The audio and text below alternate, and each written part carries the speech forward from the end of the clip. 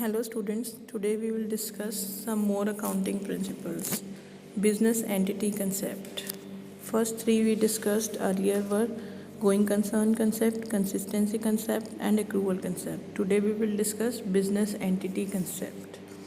This concept says that we will treat business and owners as two separate entities, or you can say every other entity which is related to business, be it owners, creditors, managers या कोई भी, वो सब हम business से अलग मानकर चलेंगे. हम ये मानकर चलेंगे कि business has its own separate distinct entity and owner has its own separate entity. So we will not mix the recording of transactions. If it is of business, then we will record in the books, and if it is of personal nature of owners, then those transactions will not be recorded. मेरा कहने का मतलब ये है कि सिर्फ़ और सिर्फ हम बिज़नेस ट्रांजेक्शन्स को बुक्स में रिकॉर्ड करेंगे, उसके अलावा हम किसी भी और ट्रांजेक्शन को बुक्स में रिकॉर्ड नहीं करेंगे. अगर कोई ट्रांजैक्शन ऐसी है जो कि बिजनेसमैन और बिज़नेस दोनों को अफेक्ट कर रही है, तो हम बिज़नेस के पॉइंट ऑफ व्यू से ही सारी की सारी ट्रांजैक्शंस को रिकॉर्ड कर रहे हैं और हम उसी पॉइंट ऑफ व्यू से उसको रिकॉर्ड करेंगे और सिर्फ वही एस्पेक्ट दिखाएंगे कि बिज़नेस ने उससे लिया या दिया. अगर बिजनेसमैन बिज़नेस को कोई भी पैसा देता है या वो बिज़नेस में इन्वेस्ट करता है, कैपिटल इन्वेस्ट करता है, तो हम ओनर को एक क्रेडिटर की तरह ट्रीट करेंगे. और इसी कंसेप्ट के कारण कैपिटल को हम लायबिलिटी की तरह ट्रीट करते हैं. हम कहते हैं कि ओनर एक क्रेडिटर है बिज़नेस का और उसने जो भी पैसा बिज़नेस के अंदर लगाया है उसके लिए हमने लोन वर्ड ना कहकर हमने एक स्पेशल नाम दे दिया है उस पर्टिकुलर आइटम का, that is capital.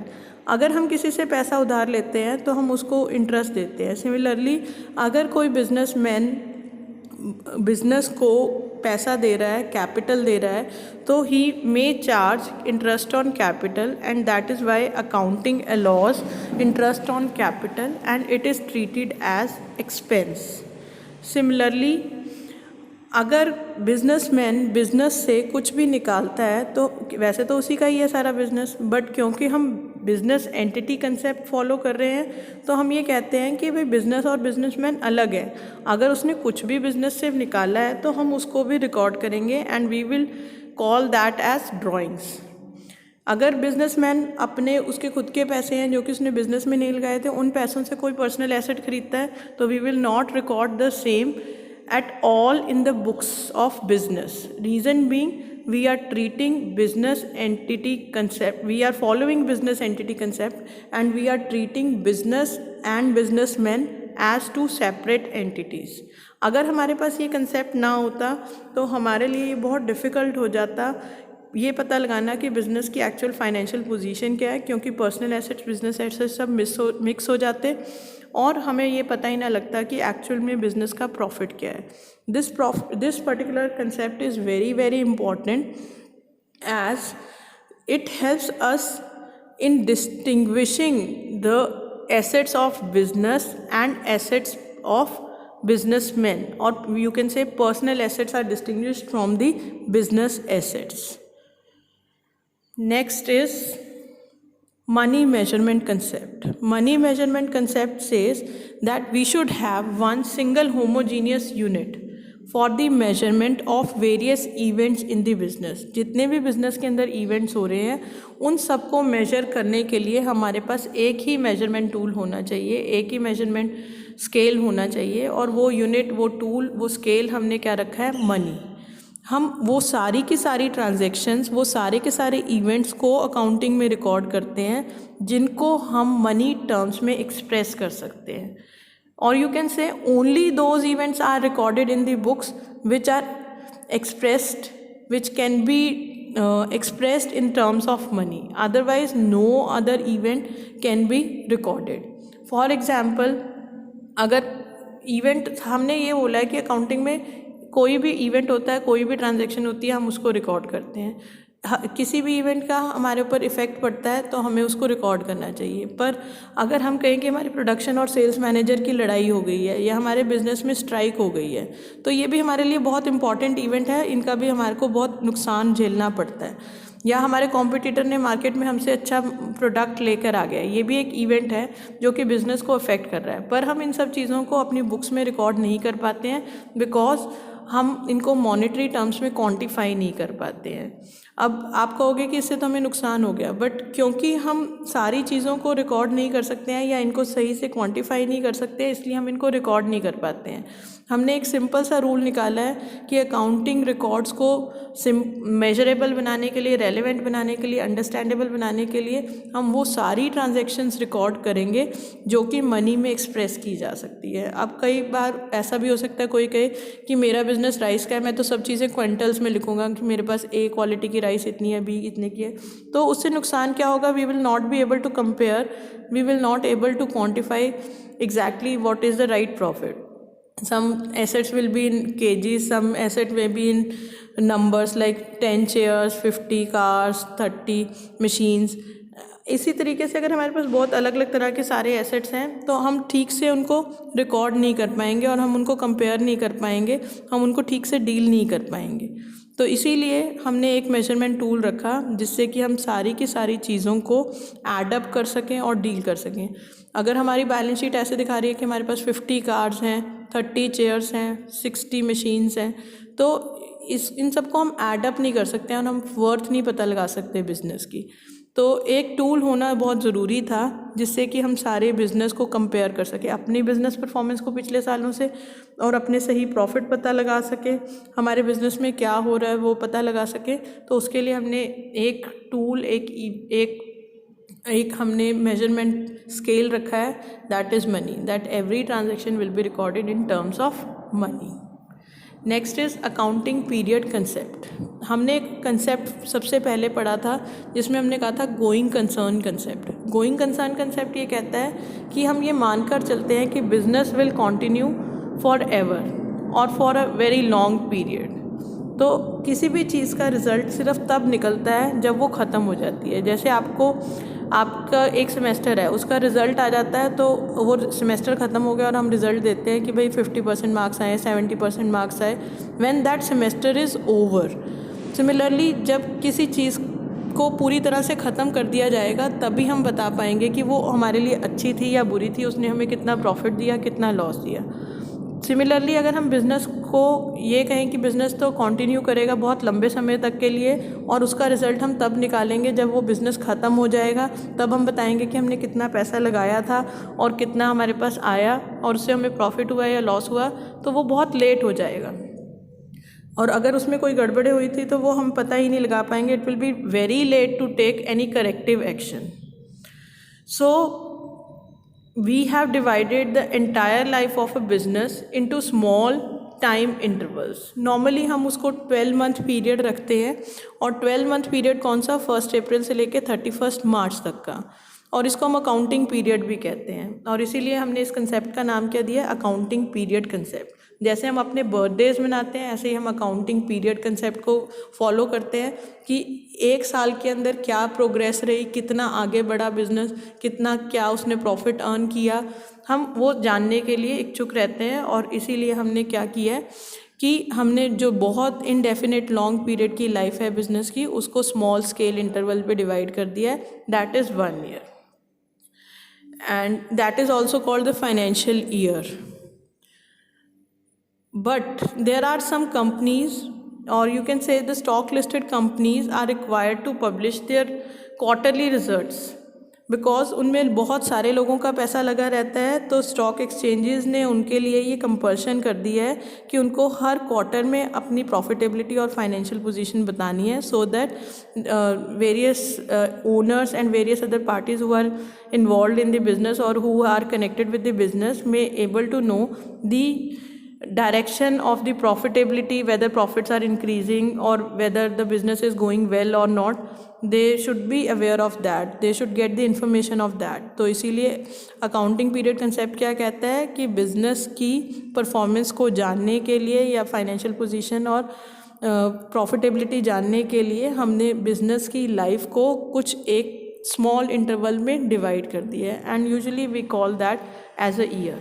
And in case of stock listed companies, stock exchanges say that it should be a quarterly results, that accounting period should be of quarter. Then is cost concept or historical cost concept. Cost concept says कि हम कोई भी asset जब भी books में लिखते हैं या रिकॉर्ड करते हैं तो हमें उसको किस वैल्यू पर रिकॉर्ड करना चाहिए. मान लो मैंने एक लैंड खरीदी 10 लाख की, क्योंकि वो मैंने किसी अपने नोन रिलेटिव से ख़रीदी इसलिए वो मुझे 10 लाख की मिली, अदरवाइज़ उसकी वैल्यू मार्केट में 15 लाख है. तो क्या मुझे उसे 15 लाख में रिकॉर्ड करना चाहिए या 10 में? तो I am very confused. I know कि मुझे उसको मनी वैल्यूज़ में या मनी टर्म्स में रिकॉर्ड करना है, पर कौन सी मनी वैल्यू पर मैं रिकॉर्ड करूँ, मार्केट वैल्यू और बुक वैल्यू? तो इसका आंसर हमें कॉस्ट कंसेप्ट देता है. वो कहता है कि हमने जिस वैल्यू पे किसी एसेट को एक्वायर किया है हम सिर्फ उस वैल्यू पर उसको रिकॉर्ड करेंगे. This cost becomes the basis for all the subsequent accounting for that particular asset. तो मैंने उसको जिस वैल्यू पर ख़रीदा मैं उसको रिकॉर्ड कर लूँगी, और उसके अलावा अगर कभी भी मैंने उसमें कुछ चेंज करना है तो मैं उसी वैल्यू के बेसिस पर करूँगी. मेरी बैलेंस शीट वही वैल्यू शो करेगी जिस पर मैंने उस एसेट को एक्वायर किया है. इससे हमें ये भी पता चलता है, या इससे हमें कन्फ्यूजन से हम बचते हैं कि अभी करंट एसेट की वैल्यू क्या है या लिक्विडेशन वैल्यू क्या है. इससे बहुत सारी कन्फ्यूजन आ जाती है अगर ये कंसेप्ट ना होता, बिकॉज हम हर साल या हर थोड़े दिनों के बाद उसको मार्केट वैल्यू पे डालने की कोशिश करते हैं. Market value time to time change होती रहती है, और market value person to person भी वेरी करती है, and it brings personal biasness in the value. मैं कह दूँ मेरा एसेट जो है वो 20 लाख का है, आप कह दोगे नहीं नहीं ये तो 18 लाख का लगता है, कोई कहेगा नहीं नहीं ये तो बहुत ही अच्छा है, ये 22 लाख का है. तो इट ब्रिंग्स बायसनेस. तो हमने इस चीज़ को सॉर्ट आउट करने के लिए क्या कंसेप्ट है हमारे पास? Historical cost concept, that we will record the asset on the cost of acquisition. But this concept has some drawbacks as some assets remain unrecorded. Unrecorded क्यों रह जाते हैं? क्योंकि कुछ एसेट्स ऐसे हैं जिनको हमने ख़रीदा नहीं है, but they have a good value for us. For example मेरी जो शॉप है उसकी लोकेशन इतनी अच्छी है कि वो सेंटर ऑफ दिस सिटी में पड़ती है. जो भी आता है सबसे पहले वहीं से क्रॉस करेगा, और उसको उस चीज़ की ज़रूरत है जो मेरा प्रोडक्ट है सबसे पहले वो वहीं से ले जाएगा. That is the location. मैंने लैंड तो 10 लाख की खरीदी है, वैसे 2 लाख की होती है, पर 10 लाख उसकी वैल्यू दिखाई जा रही है, पर वो 10 से भी कहीं कहीं ज़्यादा है मेरे लिए. कारण क्या है? क्योंकि उसकी लोकेशन बहुत अच्छी है. सिमिलरली हमारी ऑर्गेनाइजेशन के लिए हमने बहुत अच्छा काम किया पिछले कई सालों से, और उसका ब्रांड नेम बन गया है. अब वो ब्रांड नेम जो है it is paying for the business, but that is not at all entered in the books. Reason being हमने उसके लिए पे नहीं किया. अगर हमने उसके लिए कॉस्ट ऑफ एक्विजिशन कहीं से पे की होती तो हम ज़रूर रिकॉर्ड करते. बट रेपुटेशन इतनी अच्छी है, ब्रांड नेम इतना अच्छा है, जो कि हमने पे नहीं किया, हमने बनाया है, पर हम उसको अपनी बुक्स में कहीं शो ही नहीं कर पा रहे हैं, वो अनरिकॉर्डेड है.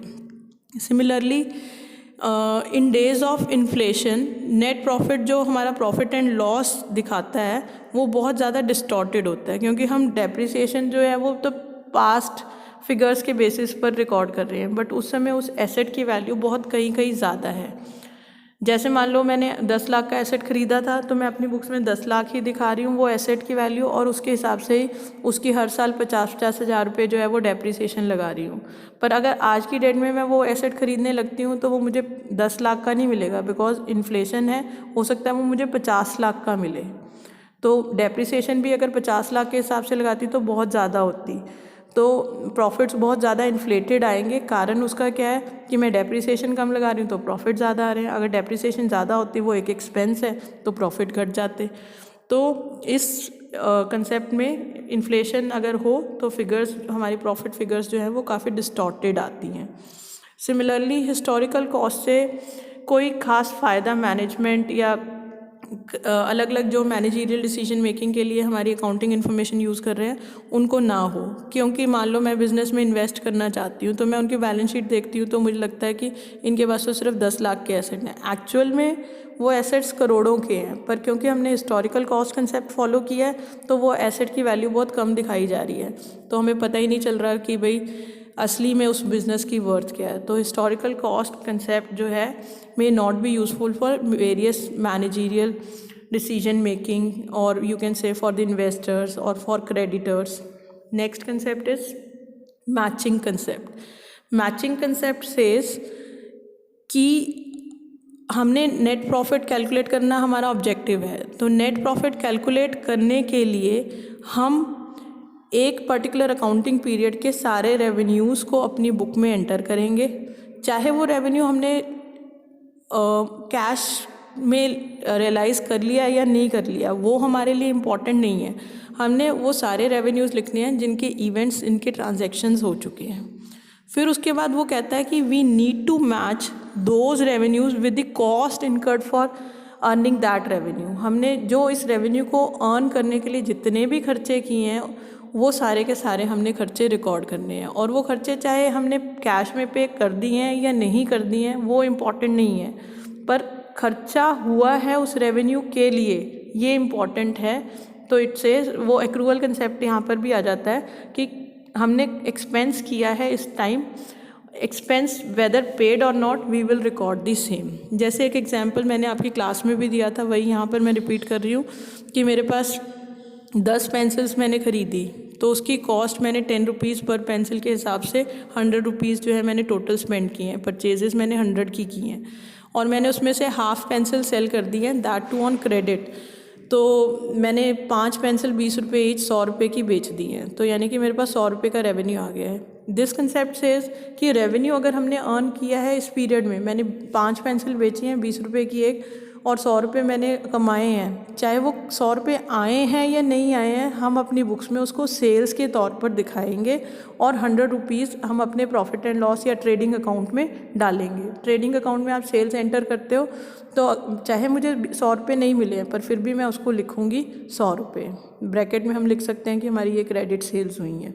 उसके अलावा हमारा कुछ क्लोजिंग स्टॉक बच गया है। क्लोजिंग स्टॉक कितना बच गया हमारा? 5 पेंसिल्स बच गई हैं 10 रुपये ईच, तो हम उसमें क्लोजिंग स्टॉक एंटर कर देंगे 50 रुपीज़ का। और इन सारे मैचिंग प्रिंसिपल कैसे हुआ कि 100 रुपये का रेवेन्यू जनरेट करने के लिए मैंने क्या किया है, 50 रुपये ही खर्च किए हैं। एक्चुअल में तो 100 रुपये की मैंने परचेजेस किए हैं, बट उस परचेजेस में से कितने का सामान बिका है? 50 रुपये का बिका है। जैसे कि मैंने डेबिट साइड में अपने एंटर कर दिया है 100 रुपीज़ एज परचेजेस, और क्लोजिंग स्टॉक मैंने 50 रुपीज़ एंटर कर दिया है। इट मीन्स 100 माइनस अगर मैं 50 करती हूँ तो दैट शोज़ 50 रुपीज़ का सामान जो है मेरा वो रेवेन्यूज़ जनरेट करने के लिए गया, और 50 रुपये का मेरे पास अभी भी बचा हुआ है। तो मैचिंग प्रिंसिपल सेज कि रेवेन्यू जनरेट करने के लिए उसके पीछे जितना खर्चा हुआ है हम वही खर्चा माइनस करेंगे, और उसके बेसिस पर हम प्रॉफिट लगाएंगे। अगर मान लो मैं मैचिंग ना करती और मैं सोचती कि भाई मैंने 100 रुपये कर दिए और 100 रुपये ही आए, मेरा तो कोई प्रॉफिट ही नहीं हुआ, तो आई एम रॉन्ग। उस 100 रुपये जो मैंने 20 रुपये की एक पेंसिल बेची है और 5 ही पेंसिल बेची है, तो मुझे खर्चा भी सिर्फ 5 ही पेंसिल्स का माइनस करना चाहिए, उससे ज़्यादा पेंसिल्स का नहीं करना चाहिए। तो फिर मैं सही प्रॉफिट नहीं निकाल पाऊँगी। अगर मैं परचेजेस की कॉस्ट तो 10 पेंसिलों की माइनस कर रही हूँ और रेवेन्यू सिर्फ 5 पेंसिल्स का कर रही हूँ, तो मेरा प्रॉफिट सही कैलकुलेट नहीं होगा। मैचिंग प्रिंसिपल सेज कि अगर मैंने 5 पेंसिल बेची हैं तो 5 पेंसिल के अगेंस्ट मेरा कितना खर्चा हुआ है मुझे सिर्फ वही माइनस करना है, उससे ज़्यादा नहीं माइनस करना है। 2 तरह की कॉस्ट होती है, एक होती है पीरियड कॉस्ट, एक होती है प्रोडक्ट कॉस्ट। जैसे अभी मैं पेंसिल्स की बात कर रही हूँ कि मैंने 5 पेंसिल बेची हैं, तो उसके लिए 5 ही पेंसिल का एक्सपेंस मुझे माइनस करना है, दिस इज़ प्रोडक्ट कॉस्ट। एक होता है पीरियड कॉस्ट कि मैंने 1 साल दुकान खोल के बैठी रही, चाहे मेरा एक सामान भी नहीं बिका, चाहे बिका, पर मेरा खर्चा रेंट का तो होएगा ही होगा, this is called period cost. जितनी भी अकाउंटिंग पीरियड कॉस्ट होती हैं कि उस पीरियड में, जिस पीरियड का हम प्रॉफिट एंड लॉस बना रहे हैं, उस पीरियड में जितने भी हमारे पीरियड कॉस्ट वाले खर्चे हैं वो सारे के सारे आते हैं, और जो प्रोडक्ट कॉस्ट होती है वो सिर्फ उतनी आती है जितने के अगेंस्ट हमारी सेल हुई है, बाकी सारा क्लोजिंग स्टॉक में सेट ऑफ हो जाता है। तो मैचिंग कंसेप्ट सेज कि हम सिर्फ वही प्रीमियम, वही एक्सपेंसेस लेंगे जो कि हमें प्रॉफिट्स अर्न करने के लिए हुए हैं, और हमें ये जानना ज़रूरी नहीं है कि वही कैश आया है, कैश खर्चा है या नहीं खर्चा है। बस खर्चा हुआ है तो रिकॉर्ड करना है, रेवेन्यू हुआ है तो हमने रिकॉर्ड करना है, आया या नहीं आया उससे हमें कोई लेना देना नहीं है, और उसके बेसिस पर हम अपने प्रॉफिट्स को कैलकुलेट करेंगे। अगर कोई खर्चा पीरियड का है, मान लो इंश्योरेंस प्रीमियम है, मैंने 1 साल का दिया है, वो आधा तो इस साल का पड़ता है और आधा अगले अकाउंटिंग पीरियड का पड़ता है, तो मैं अपनी बुक्स में सिर्फ इसी साल का इंश्योरेंस प्रीमियम लिखूंगी, अगला नहीं लिखूंगी। अगला जो है वो बैलेंस शीट में चला जाएगा as prepaid insurance premium. I hope this is clear to you. In case it is not clear, we will discuss in class. Then is 9th, dual aspect concept. Dual aspect concept says कि हमने हर transaction जो भी record की है उसके 2 effects हमें नज़र आएंगे, एक डेबिट इफ़ेक्ट नज़र आएगा और दूसरा क्रेडिट आएगा। कोई भी ट्रांजैक्शन अगर बिज़नेस में होगी तो उसके हमेशा ही 2 इफ़ेक्ट्स नज़र आएंगे, एक इफ़ेक्ट हमेशा डेबिट होगा और दूसरा इफ़ेक्ट हमेशा क्रेडिट होगा। This is also called double entry system, और you can say dual aspect concept. हमेशा 2 साइड्स होती हैं बैलेंस शीट की और वो हमेशा इक्वल रहती है। बैलेंस शीट में 3 मेन टर्म्स यूज़ की जाती हैं, एसेट, लाइबिलिटी और कैपिटल। हमेशा capital is equals to assets minus liability, या फिर हम ऐसा भी कहते हैं कि एसेट एक साइड पे हम रख देते हैं और लाइबिलिटीज़ और कैपिटल दूसरी साइड पर रख देते हैं। तो assets will always be equal to the liabilities and capital. जो बिज़नेस में हमने अपना पैसा लगाया हुआ है, जो बाहर वालों का देना है, इन दोनों का टोटल कर लो, उतने ही बिज़नेस में एसेट्स हमें हमेशा मिलेंगे। तो कोई भी ट्रांजैक्शन हम करेंगे तो उसका इफ़ेक्ट एक डेबिट एक क्रेडिट रहेगा, चाहे वो एक इफ़ेक्ट डेबिट का एसेट पे आए और दूसरा क्रेडिट इफ़ेक्ट भी एसेट पर आए, ऐसा भी हो सकता है। एक डेबिट इफ़ेक्ट एसेट पे आ रहा है, दूसरा क्रेडिट इफ़ेक्ट जो है वो कहीं और जा रहा है, ऐसा भी हो सकता है। हम ये नहीं कह रहे कि एक एसेट पे इफ़ेक्ट आएगा एक लाइबिलिटी पे आएगा, हम ये कह रहे हैं एक इफ़ेक्ट डेबिट होगा और दूसरा क्रेडिट होगा। जैसे फॉर एग्जांपल मैं बिज़नेस में 20 लाख रुपए इन्वेस्ट करती हूँ एज ओनर, तो बिज़नेस में क्या हुआ, 20 लाख रुपए आए, एसेट आया, दैट इज़ अगर कैश आ रहा है हमारे पास तो वो डेबिट होगा या क्रेडिट, उसका डेबिट इफ़ेक्ट आ जाएगा। और जो कैपिटल इन्वेस्ट हुआ है वो एक किस्म से क्या है, क्रेडिट इफ़ेक्ट है, क्योंकि कैपिटल का हमेशा क्रेडिट बैलेंस होता है। अब मान लो जो ये कैश है मेरे पास, इसमें से मैंने 1 लाख का कोई और एसेट खरीद लिया, तो cash is decreasing and some other asset is coming. तो जो नया एसेट आ रहा है, मान लो मैंने कार खरीद ली 1 लाख की पुरानी, तो car is coming, car asset is debited और कैश इज़ गोइंग आउट, तो वो उतना हमारा क्रेडिट हो गया। कोई भी ट्रांजैक्शन होगी उसके 2 इफ़ेक्ट आएंगे, डेबिट और credit, be it on both debit and credit effect is on asset, it may be one on asset another in liability, it may be on asset and capital, it may be वो 2 effects that is debit and credit on capital, कैसे भी हो सकता है।